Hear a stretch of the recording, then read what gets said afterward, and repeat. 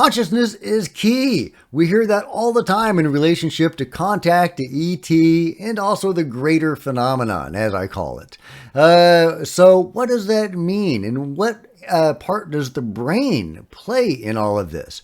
Well, let's talk about the brain, consciousness, and contact with the beyond. So get in here. This is Jack with Cosmic Road. I talk about UFOs and the paranormal. Please hit like and subscribe and let me know what you think in the comments below. Okay, yeah, Gary Nolan is very well known for having discovered or helped discover the connection between the caudate putamen, I'm not saying that right, which is a central component of the basal ganglia performing critical functions in the integration of information, including motor control, cognition, and emotion. He has discovered or helped discover that that region of the brain is related to ET contact. So yeah, and of course, when he was brought in to study this, there were people suffering symptoms of contact, and some of them actually ultimately died as a result. So keep that in mind. So approximately 100 patients, mostly defense or governmental personnel or people working in the aerospace industry, were analyzed, Nolan told Motherboard. You have a smorgasbord of patients, some of whom had heard weird noises buzzing in their head, got sick, etc., Nolan said. A reasonable subset of them had claimed to have seen UAPs, and some claimed to be close to things that got them sick. Ultimately, his team learned that people who they originally thought were damaged had an overconnection of neurons between the head of the caudate and the putamen.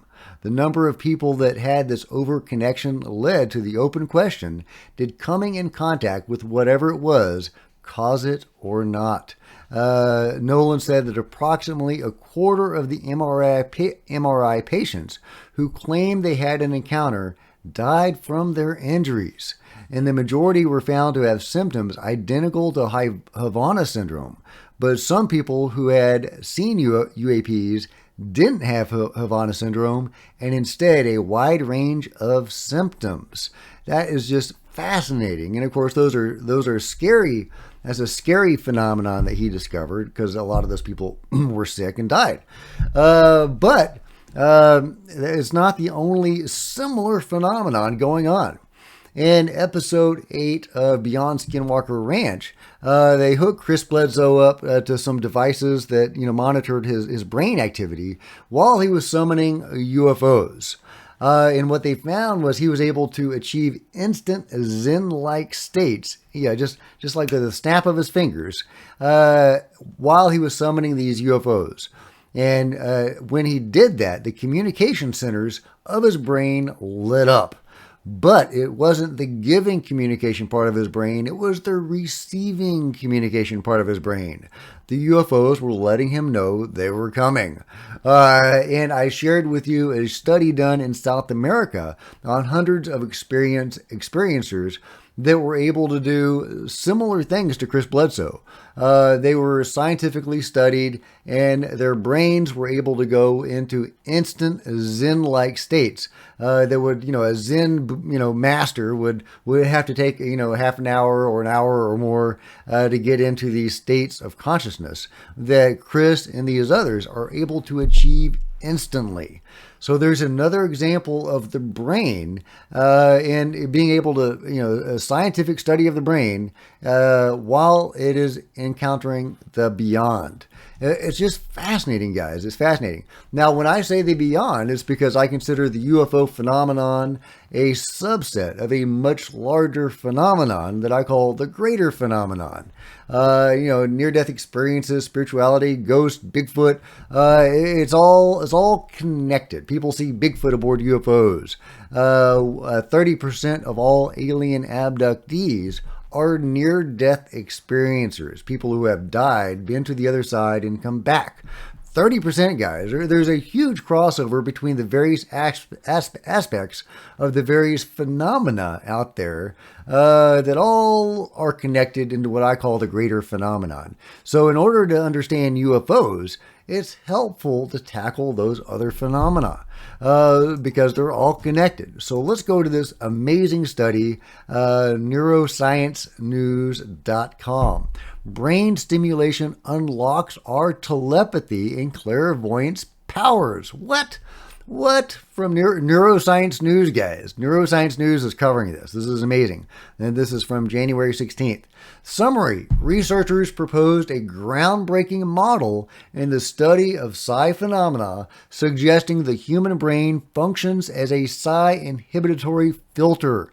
They used repetitive transcranial magnetic stimulation, or RTMS, to temporarily inhibit the left medial middle frontal region in healthy individuals, observing significant psi effects as a result. The study reveals that individuals with neurological or RTMS-induced frontal lesions show enhanced mind-matter interaction abilities. This research offers a new perspective on how the brain might suppress innate psi abilities, potentially revolutionizing our understanding of these elusive phenomena. Key facts. The study hypothesizes that the human brain acts as a filter suppressing innate psi abilities.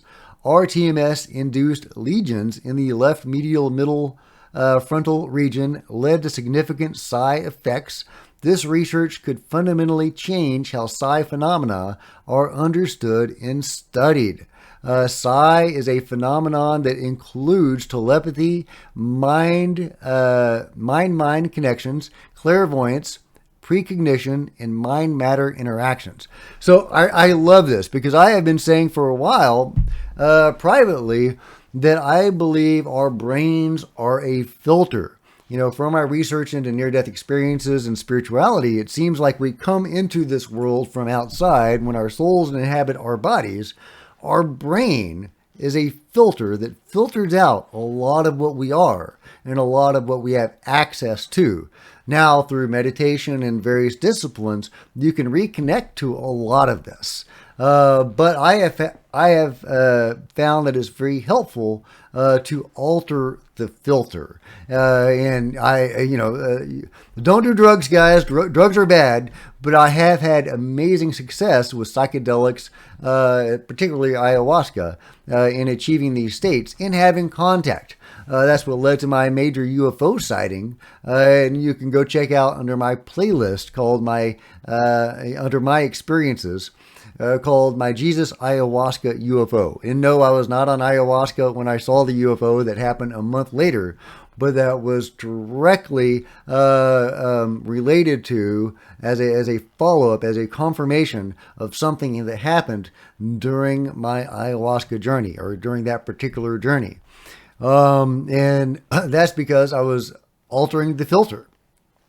And so, that's my take on it. And I don't, yeah. Anyway, so that's one experience that I had in altering the filter. And that has long been my theory, that we can use psychedelics to alter that filter to allow us to connect more. And it looks like science is catching on to that. I love it. A recent article. That is so cool. That is so cool. Okay, meanwhile, this is really interesting, also talking about the brain and abilities and connections.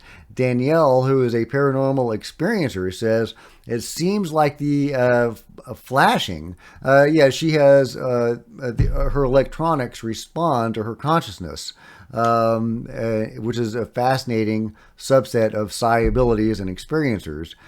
She is not the only one. I know people in real life that can kill a computer. And some of those are alien abductees, by the way.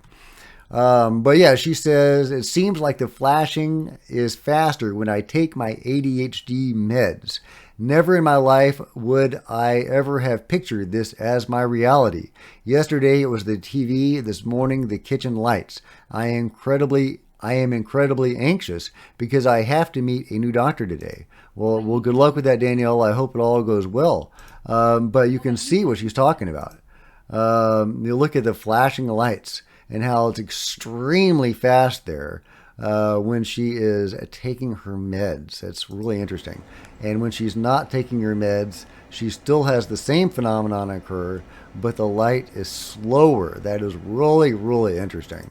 Um, and Jason Wild is a hypnotherapist and MUFON mental health and field investigator. Also a National Geographic freelance photographer. Really cool guy. He has cool things to say. And he says that the lights have been recorded for centuries and are very much real, but I want to draw people's attention to is the TV or screen. I have seen this in so many experiencer research I've done. Those that experience the big ones almost exclusively have this happen to their electronics. Great research, Danielle. Yeah. Anyway, so so I have seen this a lot. This people with abilities and contact that can unintentionally cause electrical disturbances. But this is an example of how medication can alter that. So there you go. There's a roundup of various ways our brain in our consciousnesses can interact with the phenomenon and how altering one can alter that contact. It's crazy stuff, guys. So let me know your own experiences and let me know what you think about all this in the comments below. And if you've enjoyed this video, please give me a big thumbs up. I sure would appreciate it. Smash the like button and the subscribe button and the bell to be notified of future videos. You don't want to miss a thing. Join me on social media, Facebook and Twitter, links below. Love to see you guys there. If you want to support Cosmic Road in a bigger way, please consider grabbing a coffee mug or a t-shirt in the merch store below, or by becoming a channel member. Channel members are rock stars, and I really appreciate you guys' support. Also, channel members frequently get to see videos hours ahead of everybody else. Meanwhile, there are plenty of other videos on the channel, and I'll see you guys next time. This is Jack with Cosmic Road, signing out.